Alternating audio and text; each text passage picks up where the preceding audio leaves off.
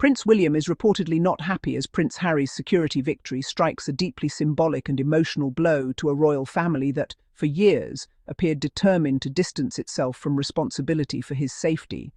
And while official palace silence continues, the reaction behind the scenes has been described by commentators as tense, defensive, and revealing, because Prince Harry has now won a security battle that goes far beyond police protection and enters the realm of accountability, truth, and acknowledgement. And what makes this moment so powerful is that it exposes how something as fundamental as personal safety was allowed to become entangled with family politics, hierarchy, and the desire to control narrative rather than protect life. And this is why many people describe the situation as sad rather than celebratory, because a son had to take his own government to court to be recognized as someone whose security concerns were legitimate. And in doing so, he indirectly forced the royal family to confront uncomfortable questions about their role in how those concerns were handled, minimized, or dismissed. And Prince Harry's legal win has reopened a conversation the palace would have preferred remain closed, namely whether the decision to strip him of automatic police protection was influenced less by objective threat assessments and more by institutional displeasure at his decision to step away from royal duties. And that question now hangs heavily over the royal household, because the court's findings suggest that the process itself was flawed, rushed, and lacking transparency, which directly undermines the narrative that Harry was simply demanding special treatment or acting out of entitlement. And this is precisely why the reported unhappiness from Prince William carries so much weight, because Harry's success does not just secure his protection during visits to the UK, it also validates years of warnings, fears, and pleas that were brushed aside. And for an institution built on authority and control, that validation feels like a loss of power. And it is impossible to separate this moment from the emotional history that informs it, because Prince Harry has repeatedly spoken about the trauma of losing his mother and the lifelong impact of witnessing what happens when security fails and warnings are ignored. And when he says that his fear is history repeating itself, he is not speaking metaphorically, but from lived experience.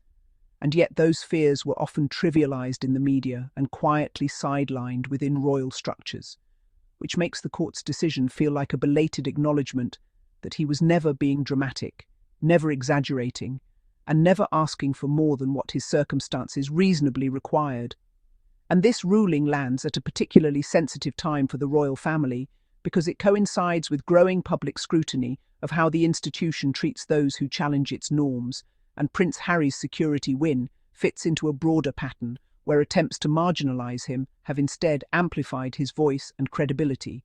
And that amplification is likely what unsettles Prince William most, because it disrupts the carefully managed image of unity and fairness that the monarchy relies upon, and instead replaces it with a narrative of estrangement, rigidity, and internal conflict. And the sadness of it all lies in the fact that this did not need to be adversarial, because security should never have been weaponized as leverage or punishment. And yet that is how it has come to be perceived.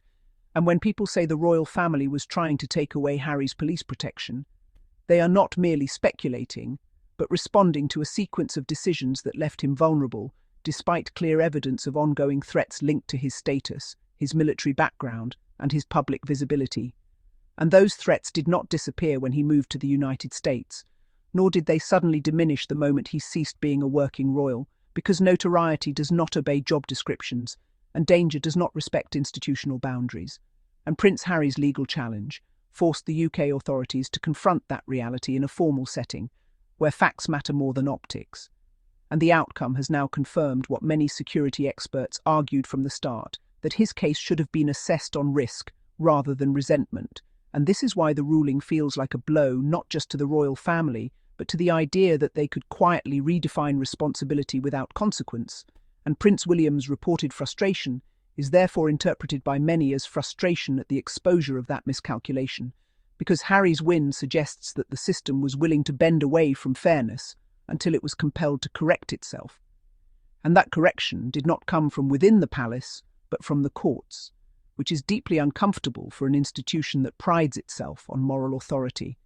And the public reaction reflects that discomfort, with growing sympathy for Harry and increasing skepticism toward royal justifications.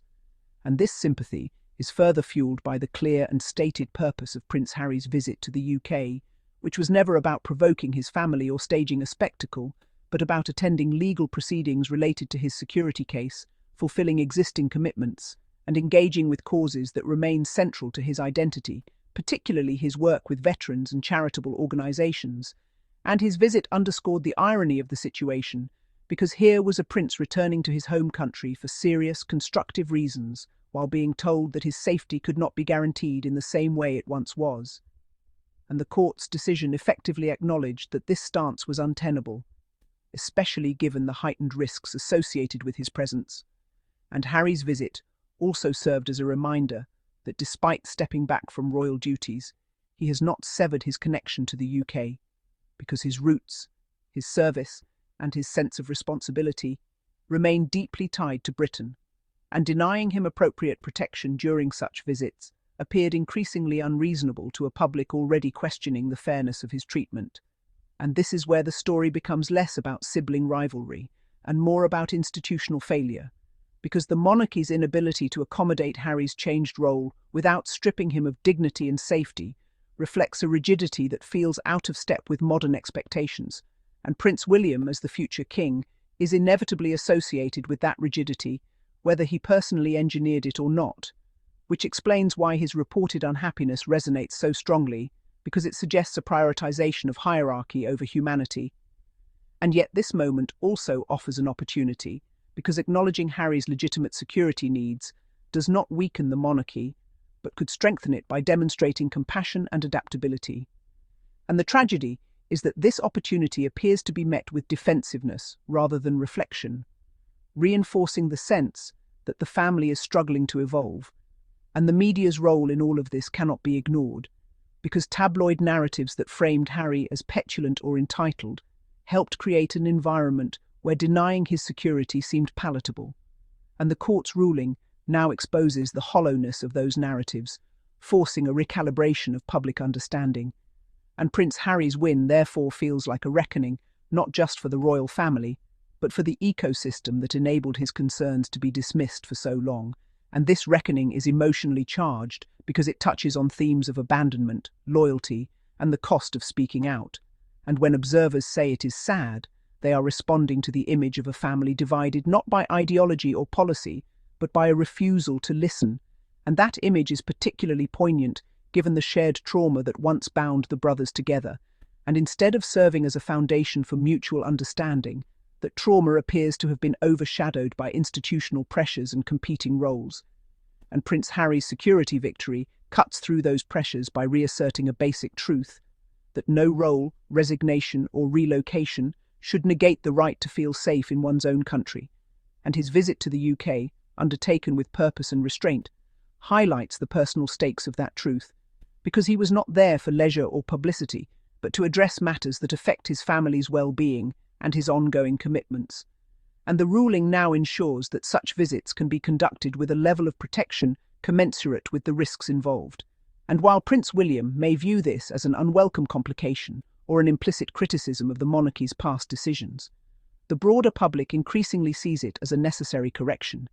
And that divergence in perception is what makes this moment so consequential, because it signals a growing gap between how the royal family understands itself and how it is perceived by those it serves. And Prince Harry's legal success has widened that gap by demonstrating that appeals to authority are less persuasive than appeals to fairness. And as the story continues to unfold, the focus is likely to remain on the emotional fallout within the royal family. But it is worth remembering that at its core, this was about preventing harm, not scoring points. And the sadness that permeates the narrative comes from knowing that such a fundamental issue became a battleground rather than a shared priority. And Prince Harry's win should prompt reflection rather than resentment, because it affirms that listening, adapting, and protecting life are not signs of weakness, but of wisdom. And whether the royal family, including Prince William, chooses to embrace that lesson remains to be seen. But the court's decision has already made one thing clear, that safety cannot be subordinated to symbolism, and that truth will continue to resonate long after the immediate headlines fade, shaping how this chapter of royal history is remembered not as a triumph of one brother over another, but as a moment when the cost of ignoring legitimate fears was finally acknowledged. And that acknowledgement, however overdue, stands as a powerful reminder that institutions, like families, are ultimately judged by how they protect the most vulnerable among them, not by how fiercely they defend their pride.